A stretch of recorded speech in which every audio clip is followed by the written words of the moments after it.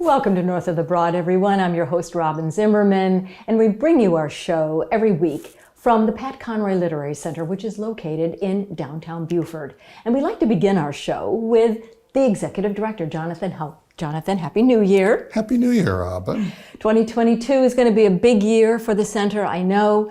What we're going to talk about today in our interview is March 4th, because March 4th was the day that Pat Conroy passed, and it was actually 7 years ago.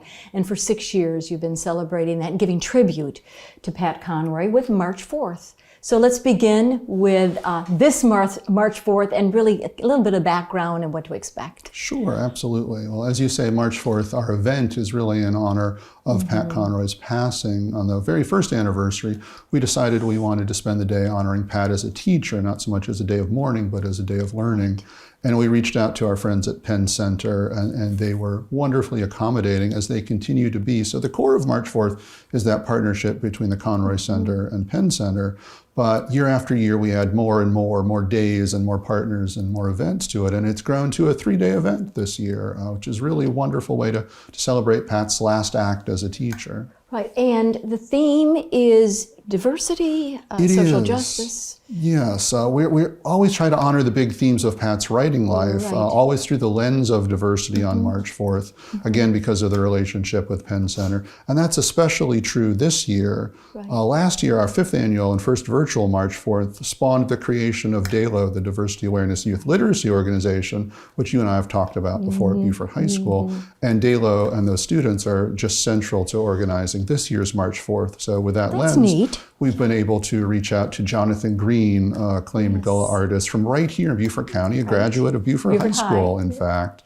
And he'll be our keynote speaker, appearing at a lunch on Friday, March 4th, at the the Beaufort County Black Chamber of Commerce, which is our near neighbor here on Bladen Street. And he'll be in conversation with our friend Victoria Smalls, who was at Penn Center when March 4th began, and her career has just grown and blossomed in wonderful ways since. So that's exciting that March 4th is really the first day of March 4th. That's not always the case. It doesn't always happen. So that's really special. Yeah. All right, so then we move on. So that's basically Friday. It is. And then now Saturday, which is March the 5th. Let's talk about DALO and what they're doing. They hosted a teddy bear picnic in the fall, and that was tremendous fun. They got to read to their younger peers from all over the Beaufort here. And we're moving it out from downtown Beaufort to Port Royal, to the farmers market this year. So that Saturday morning, Saturday, March 5th, we'll be there. That's an entirely free event from from 9 to noon, just like the farmers market.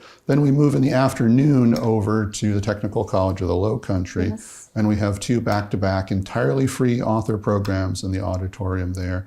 The first is with Rebecca Hall, who is the author of a graphic novel called Wake, which is about the histories of women-led slave revolts. And then in the afternoon, we have a group of panelists who've contributed to a book called The Future is Black, which is about superhero poetry and black comic book characters. So that's a TCL on Saturday. Okay, super. And then on Sunday, you're going to be at Penn Center. At Penn Center, back where we started on March 4th all those years ago. We've always had a nature walk at Penn Center as part of our March 4th event.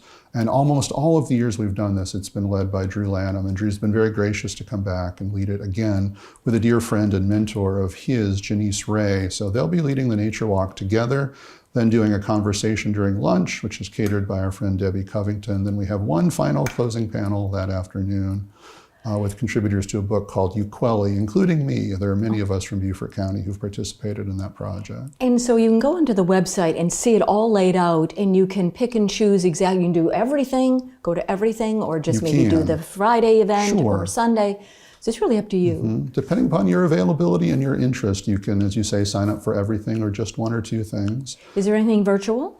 Yes, the free events at TCL will be live streamed on our Facebook page. The Penn Center events and the events at the Black Chamber of Commerce will be recorded, so they won't be live streamed, but they'll be available on our YouTube channel afterwards. Very good. Any final comments about March 4th, Jonathan? I am so excited that we get to do this. This has really become a signature event of the center, and I know it would mean so much to Pat to see that we honor his death, not with a day of mourning, as I say, but with a day of learning, a day that expands the conversation in really wonderful ways. Very good. So again, it begins on March 4th, on Friday, goes to Saturday the 5th, and concludes on Sunday the 6th. Jonathan, good to have you with us, and we'll see you again next time. Thank you so much, Robyn. And we'll be right back with North of the Broad. Don't go away, everyone.